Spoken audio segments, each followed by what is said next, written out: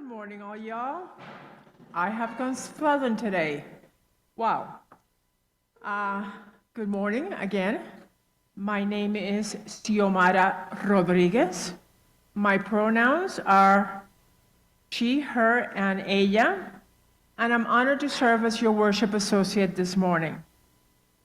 I would like to welcome you all here to the Unitarian Universalist Fellowship of Northern Nevada, where it is our mission to grow together in love, faith, and joy, justice and joy. I would like to remind all of us that we are meeting in the ancestral lands of the Paiute, Shoshone, and Washoe tribes, and we should be and need to be mindful of our profound debt to our indigenous brothers and sisters.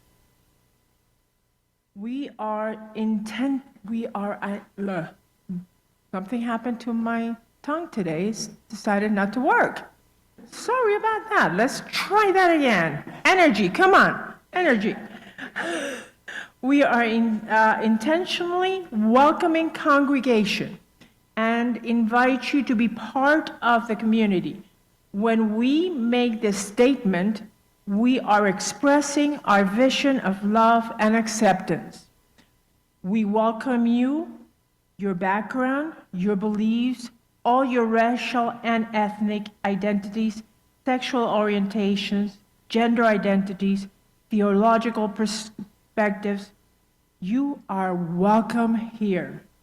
No matter where you are today, inside the sanctuary or, hey, out there in Zoom. Hi, Zoom.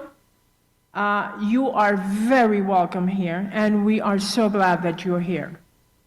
If this is your first time here or your 100th and first time here, I repeat, you are welcome. We ask that all of you respect the wishes of those who are still wearing masks. Let's be conscious about that. And the distance, if they want to put distance, please, let's be respectful. For you, those on Zoom, you know the drill. You will be muted until the end, when you could have coffee and join us for coffee. Meantime, if you want to make any comments, you could do them in the chat box during Joys and Sorrows. And before we go into greeting one another, there are two very important things that I have to remind you. Number one, you know this? Let's put it on mute, turn it off, but please, now watch it be my phone that goes off in the middle of the service. Second thing is we have in the back something like this, little pieces of paper. They're in the back of the back of the chair in front of you. If you could see them all there for your joys and sorrows. I will be standing right here during greeting. If you have a joy and sorrow, bring it up, give it to me, and we'll put it here and we will remind everybody. Now, how about if we greet one another in whichever way is appropriate for you? A wave, a hug, a fist bump, elbow bump, and then I will hit the singing bowl and we will gather back.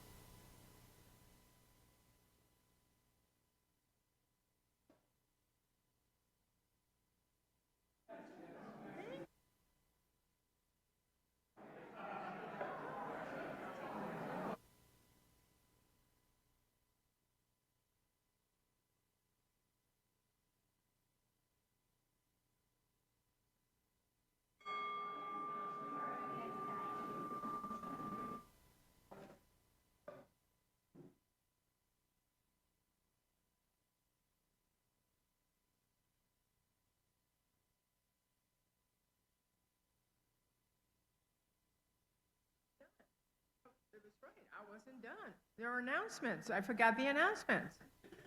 Okay, we have some announcement. Deborah Graham, where are you? She has something to tell us.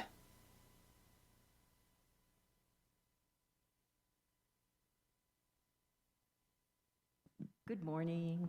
As you all know, this is a really important year for voting. So I've got some postcards. If you have time after the service, I'll have them available and we can do some writing and get those sent out. Next up, I think, is Sheila.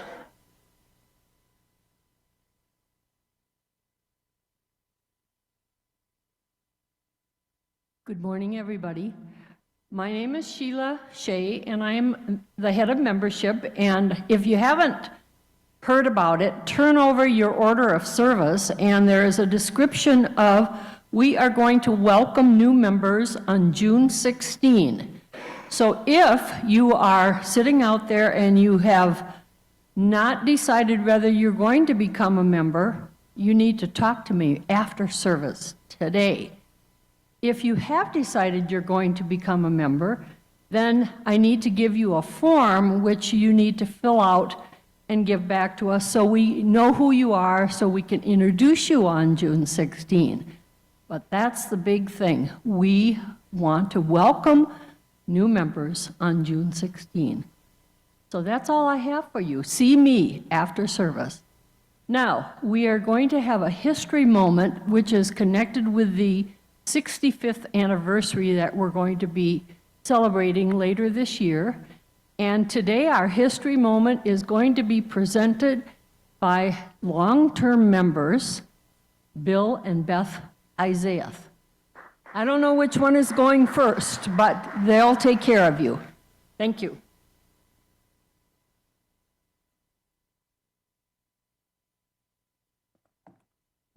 Thank you, Sheila.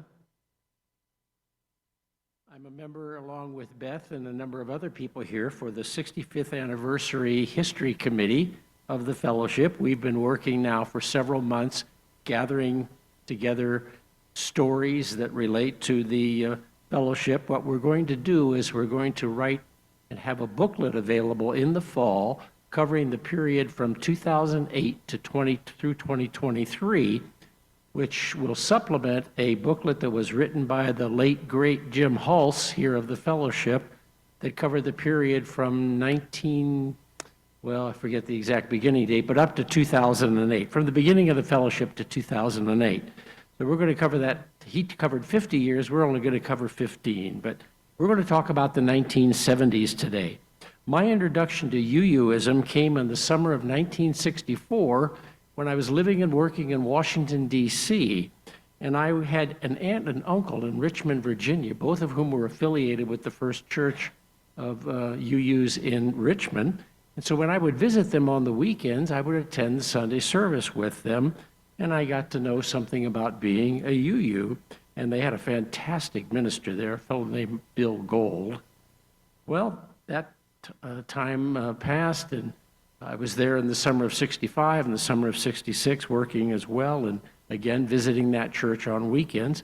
When Beth and I got married in June of 1968, we moved back to D.C. so I could finish my last year of law school, and we were down visiting my aunt and uncle again, and so the two of us got an introduction to UUism.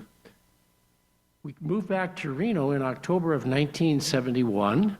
Because we'd had this really good experience with the First Unitarian Church of Richmond, we looked up the fellowship here in Reno and found, yes, there is one, and we started coming in November of 1971, and just a couple of months later, in January of 1972, we signed our membership cards. So, behind Betty Hulse and Dave and Lois Bianchi, we're the third longest members of the fellowship for more than 52 years.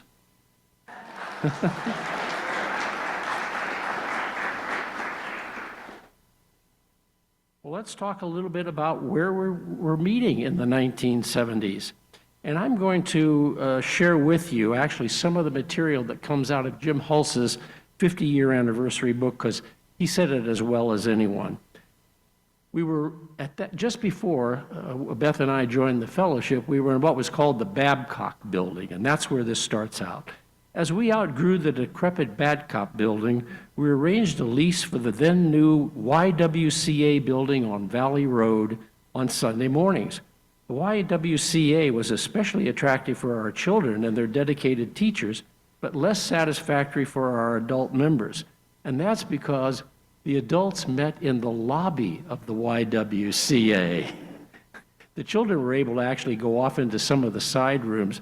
This meant, of course, that pretty young little girl gymnasts in their cute little outfits were sometimes walking right through our fellowship service meetings during the fellowship time period because they were in the little gymnasium that was right off the lobby. It was quite an experience sometimes. We remained there for several years until we managed to sublease with what was called the Campus Christian Association, CCA, on North Virginia Street, right across from the university near the Catholic Church, which owned the building. This was our home for 12 years, 1972 to 1984. The Catholic shepherd of that year, Bishop Joseph Green, was a man of unusual ecumenical sensitivity, apparently influenced by the example of then Pope John XXIII.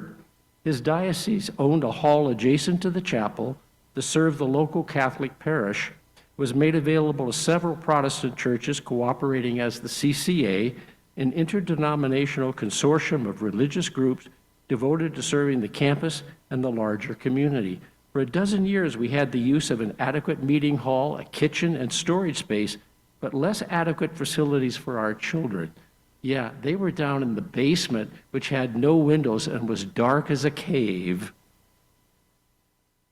Several of our members served on the CCA board, and I remember Beth was one of those who served on that board. And we invited speakers of various faith denominations to share our Sunday mornings. We invested resources in improving the building and had cordial relationships with Father John Marshall, wonderful man, and the Reverend John Dotson, who married Beth and me. Muslims and international groups from the campus often met there as well. From time to time, UUs did fundraising for and shared responsibilities with the center, and we shared together with various groups and within our own groups, potluck dinners, social hours, picnics, hikes.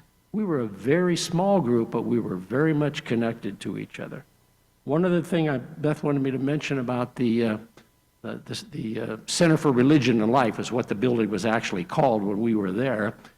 This was also the place where we acquired the ugliest orange, upright, untunable piano that you could ever imagine. No wonder we thought we couldn't sing. It was only until Sandy Young convinced us otherwise that we started picking up some of those hymnals and singing them out.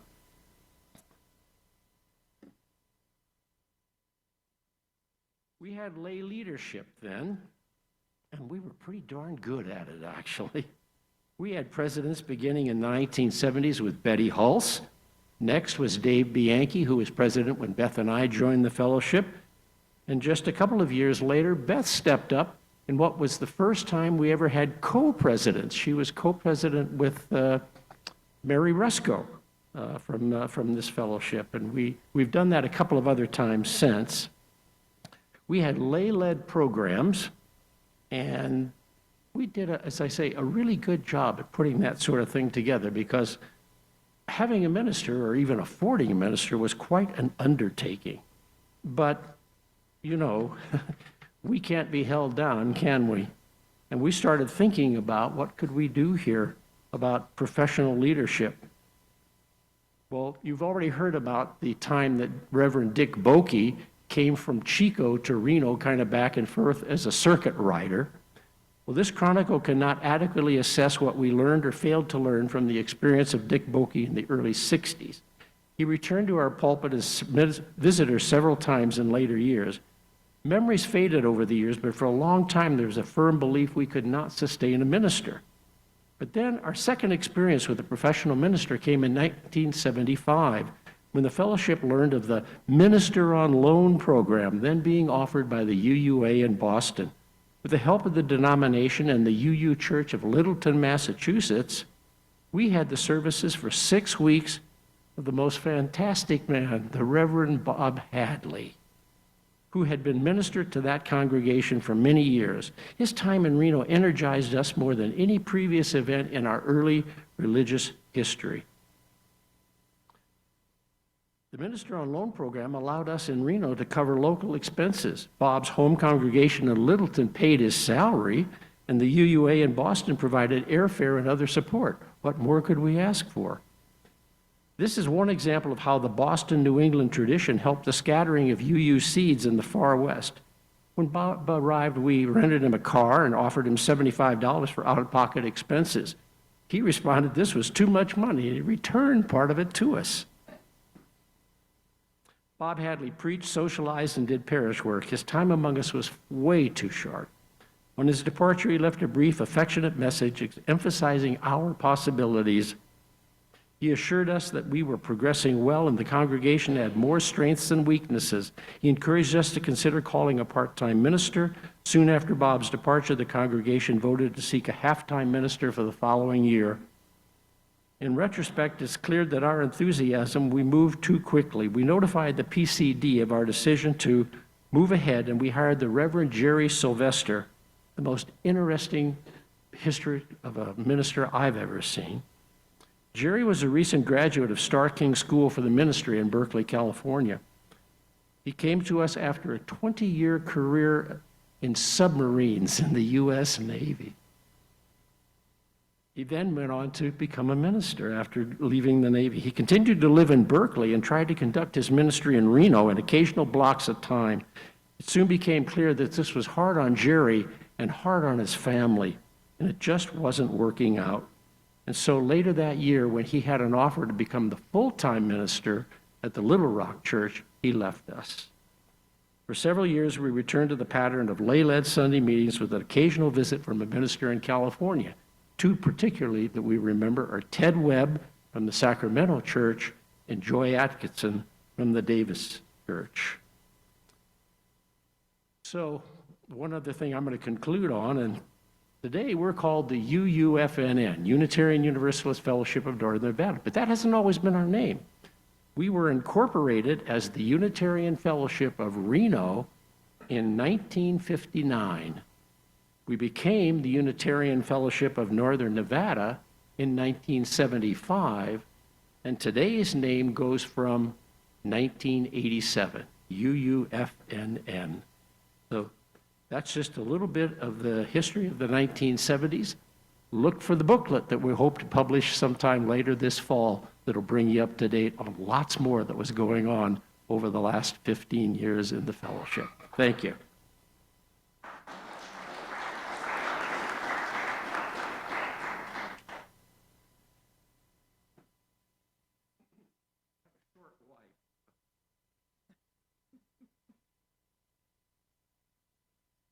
It's okay, my hand still reaches the sky. Two things also that Bill didn't mention. In the 70s, we only met 9 months a year, so we took the summer off, and we never passed a collection plate. So I'm not quite sure how we continued to function. So I'm going to talk about my years as being minister for marriage for this congregation. But first, I'm going to mention Leadership School. It was put on by PCD, the Pacific Central District, of which we were a part. I attended Leadership School in 1980 for a week. We learned UU history. We worked on how to accomplish things in committees, and we created worship services. It was a very intense period. It caused the biggest transformation in my life next to marrying Bill. It was really fabulous, so that when I came back, I was on a high for about a year and a half and led meetings and traveled all over the district, edited the newsletter for leadership grads, which had the terrible name of SOG Speaks. The SOG was an acronym for superordinate goal, and that's what we worked with when learning how to be in committees. So I mention this because I would have never become Minister for Marriage if I hadn't had the training and the really great experience at leadership school. And after that, for many years, members of our congregation also went to leadership school. Jim Hulse was designated Minister for Marriage for 1 year, and then he went on sabbatical. So the board asked me if I would become the Minister for Marriage. This was a term that Jim had created, and that meant that we were doing ceremonial duties of a minister. We were not in the pulpit or doing pastoral care. So I became the Minister for Marriage in 1983.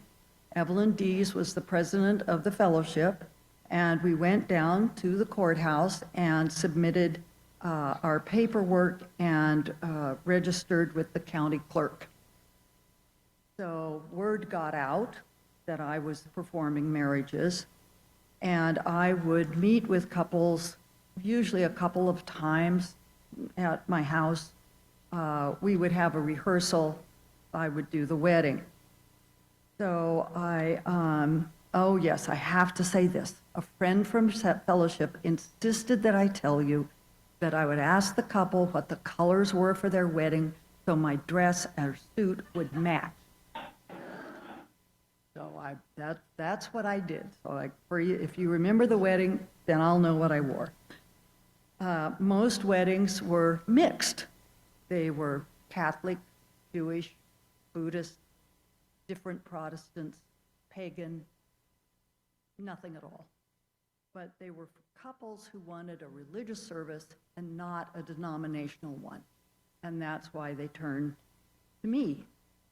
So I did want to mention some weddings that I did for people in the fellowship. I did the wedding for Kristen McCormick, Jim McCormick's daughter, on the stage of Piper's Opera House in Virginia City. Along with Nancy, Betty's twin sister, we did the wedding for Jane Hulse outdoor in the patio at Rancho San Rafael.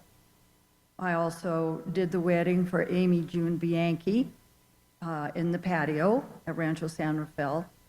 The wedding for Bill Rockenbeck, the son of Dave and Margie, that was done in the Lutheran Church on California Avenue, and I participated in doing the wedding along with their minister, Jim Heinemeyer, who was about 7 feet tall, so we looked a little funny up front. I did the wedding for Jim McCormick and Loretta Terlizzi, and that was at the home of Dave and Sue Clark, and Jim Hulse and I did that wedding together.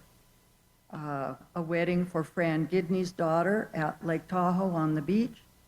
Another wedding at Rancho San Rafael for the son of Frank and Liz Dixon, who were longtime members, and a wedding inside at Rancho San Rafael for Kim Losey, who was the daughter of George and Alice Losey.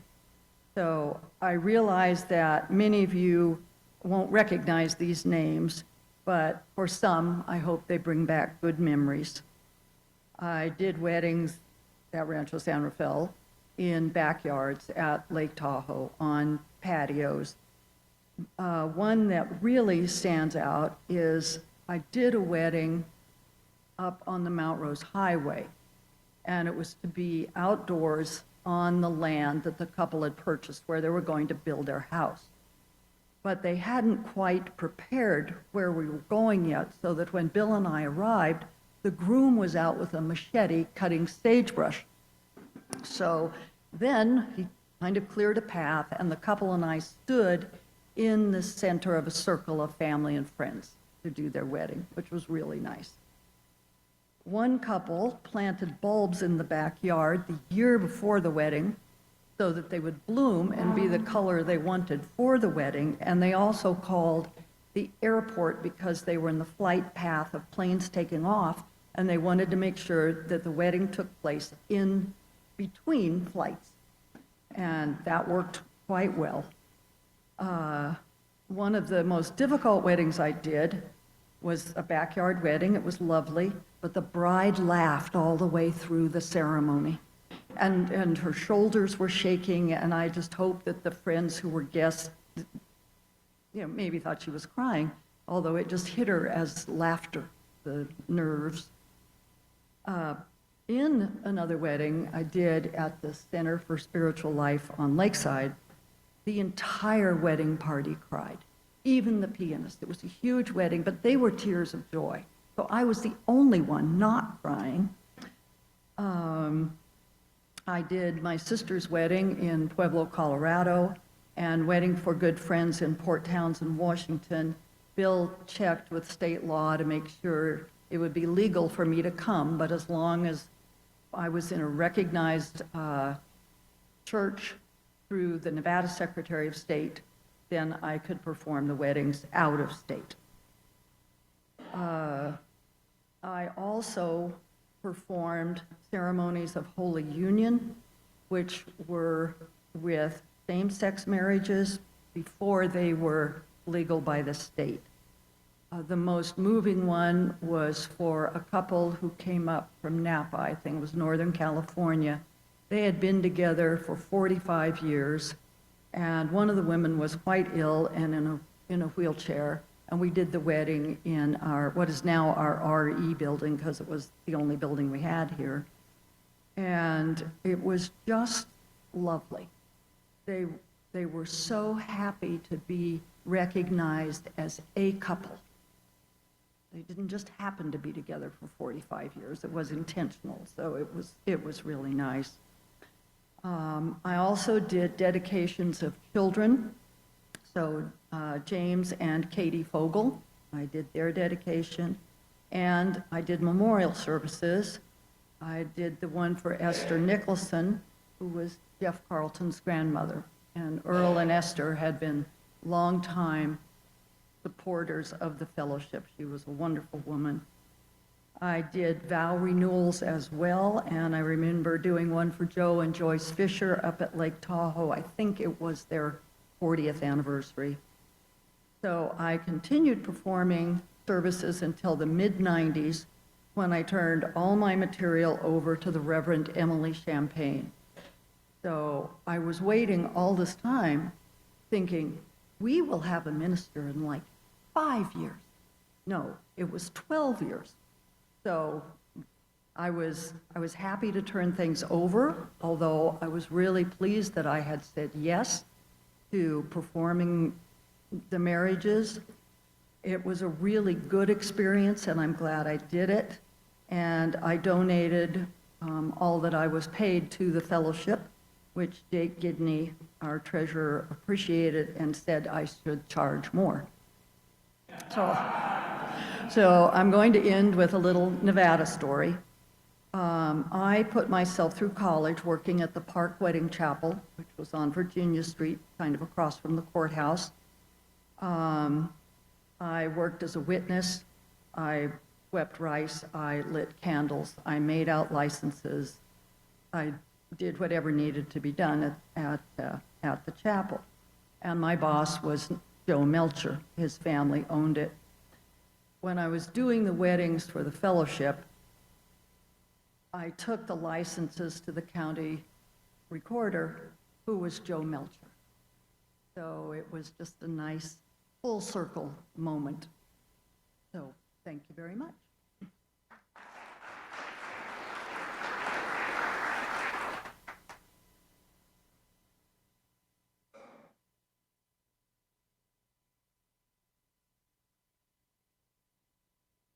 Well, thank you, Bill. Thank you, Beth. Much appreciated. And now we formally start. So we'll do the chalice lighting.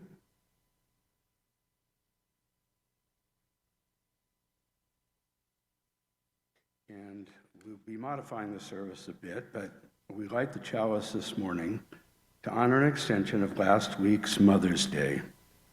This Sunday, we are honoring Mother Earth Day, Mother of all life, with these words from Lucy Bunch. We pray to you, Mother Earth, with gratitude for your holding and sustaining love, for the air, water, and soil that feed us, for the mountains and rivers and oceans that calm our spirits, for loving and supporting all beings and all creation. And now we're going to have our opening song. And a bit of an abbreviated program, but so you'll get to hear this again in June. So are we ready?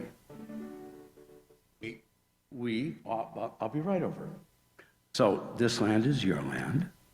And if you can sing along with the chorus, and the verses, if you know them, but the last verse, we'll take it. I'll let you know.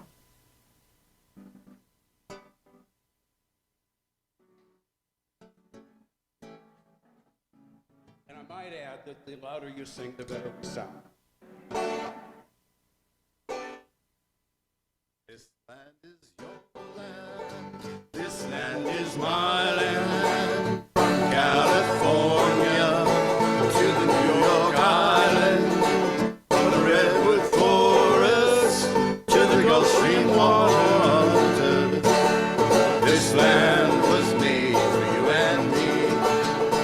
As I went walking that ribbon of highway, I saw above me the endless skyway. I saw below me the endless valley. This land was made for you and me. This land is your land. This land is my land. From California to the New York Island, from the Redwood Forest to the Gulf Stream waters. This land was made for you and me. The sun came shining and I was strolling, and the wheat fields waving and the dust clouds rolling. As the fog was lifting, a voice was calling. This land was made for you and me. This land is your land. This land is my land. From California to the New York Island, from the Redwood Forest to the Gulf Stream waters. This land was made for you and me.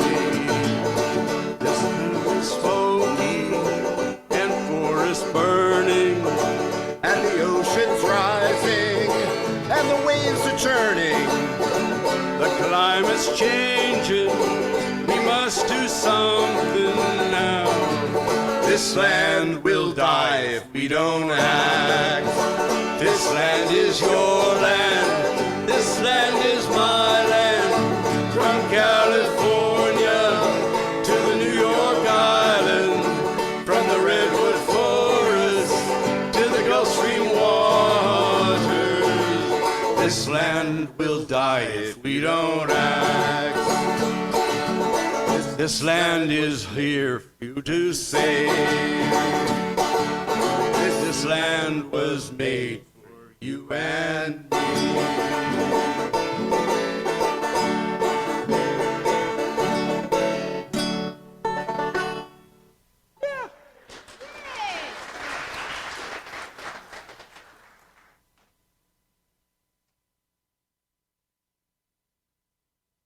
Thank you, Terry. That was just our second live rehearsal.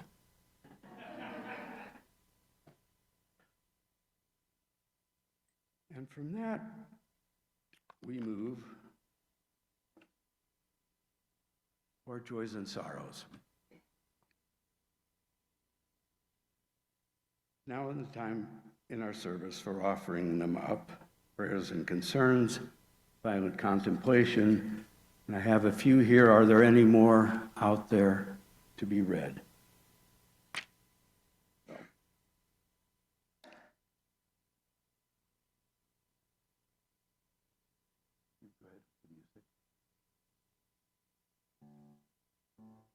So, this from Jackie. Well, let's put that one at the end. Hand out a good note. From Penny LePem, whose friend lost her husband, 36 of 36. She is in need of prayer. That's very, very young. From Sheila Shea. Chris Nelson, our music director for over 10 years, passed away last week. From Ziamara, Linda has a broken arm that might need surgery, so let's send her thoughts and prayers.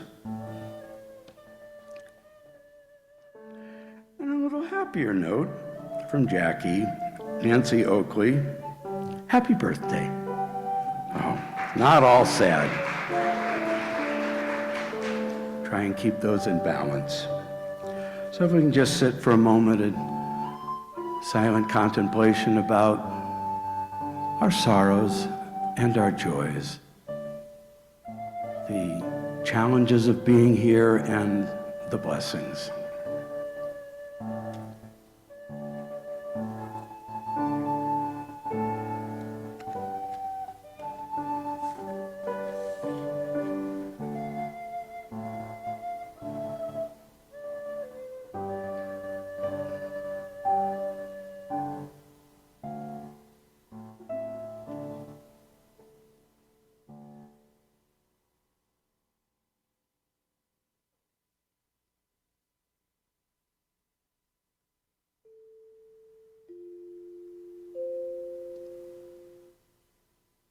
That's our new three-note song, introducing Climate Notes, which will be just a minute or so reflection about probably twice a month on what's happening with our climate and our response.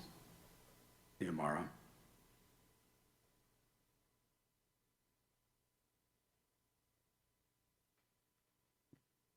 So as we continue getting cuddled by Mother Earth, this beautiful day, great day, I would like to take a second to remind you all that in 1898, the United States took over the island of Puerto Rico. When doing that, they took over El Yunque, which is the only tropical rainforest owned by the United States. We are tropical rainforest owned by the United States. And it is the second oldest reserve in the Western Hemisphere behind Yellowstone. So we are the second. And right now, one of our main concerns is not only that the rainforest is being eliminated gradually, and the rainforests are the lungs of the world, of the earth. Without rainforests, we can't breathe. But we also have, that's him, the Puerto Rican parrot. He's tiny little parrot, only found on the island, and it's called also the Amazon parrot, and it's becoming extinct by man and by the climate because of the hurricanes. So we're getting rid of it. We have 68 of them left, with 300 in captivity, and 68 left in the natural. So think about that as we wander through this earth, doing whatever it is better for us.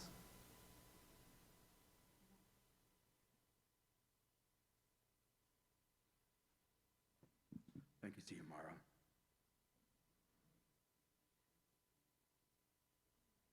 We're going to move along and do the video hymn, Ancient Mother.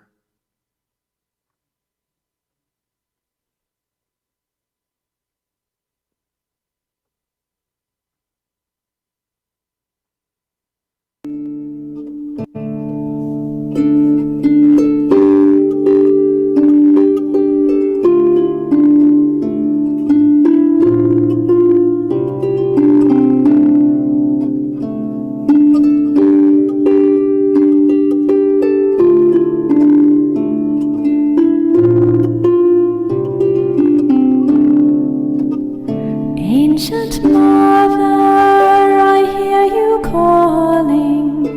Ancient mother, I hear your song. Ancient mother, I feel your laughter.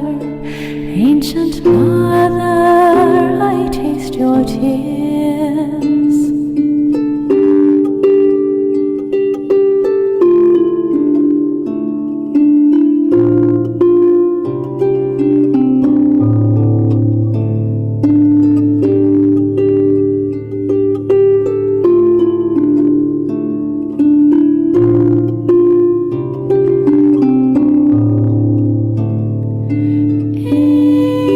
Ancient mother, I hear your song. Ancient mother, I taste your tears. Ancient mother, I hear your song. Ancient mother, I taste your tears. Ancient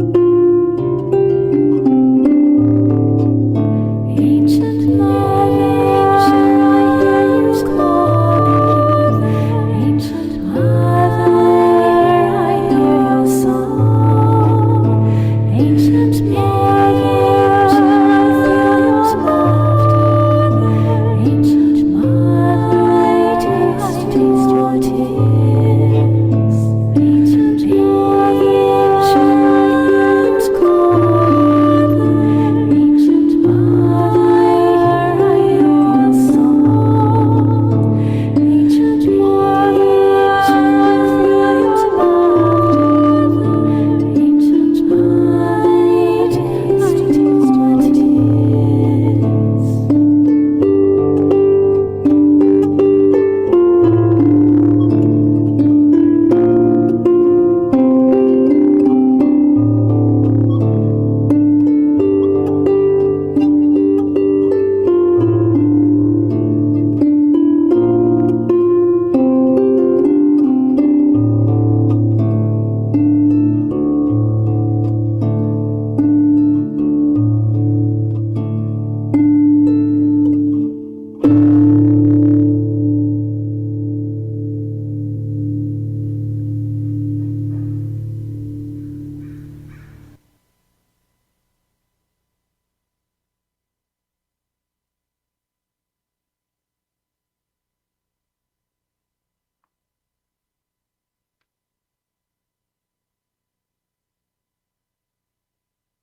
Now is time in our service for the offering to help keep the lights on, sound going.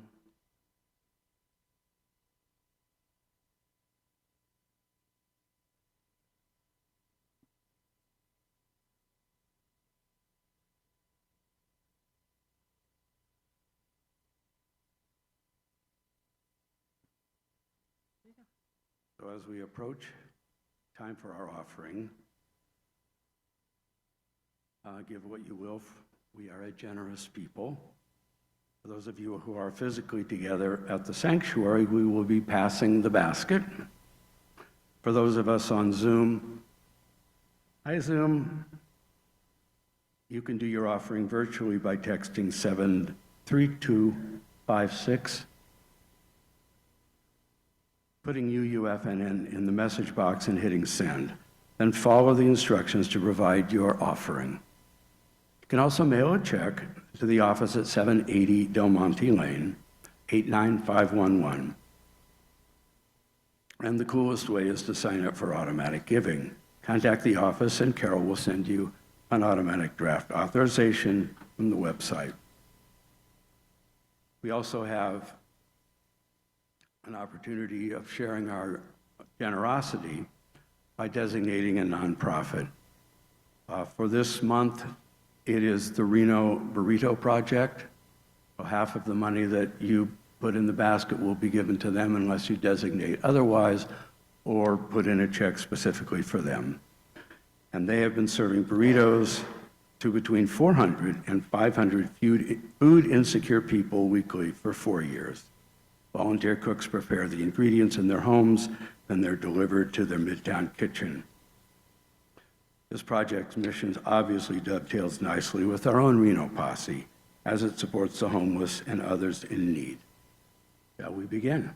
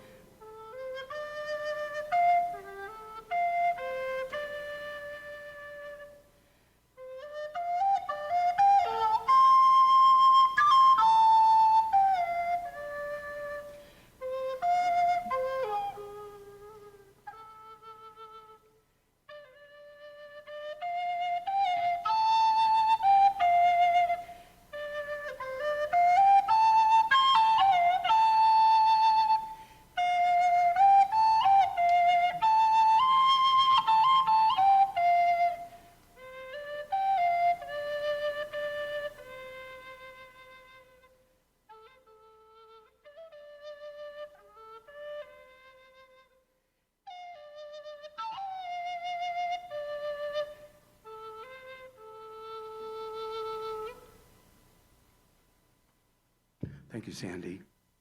And then together, we have the slide for this. To the work of this fellowship, which is helping more people grow in love, faith, conscience, and joy. Ourselves, and these are offerings. Thank you.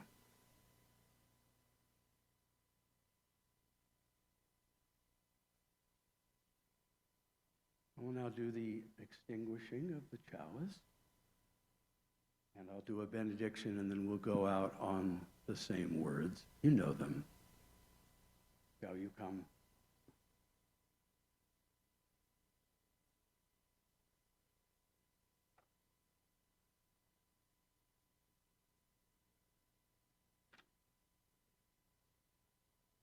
And that is, come, come, whoever you are, wanderer, worshiper, lover of leaving. It doesn't matter. Ours is not a caravan of despair. Come, even if you have broken your vow 1,000 times. Come, yet again, come. And if you join with me, we will sing ourselves out.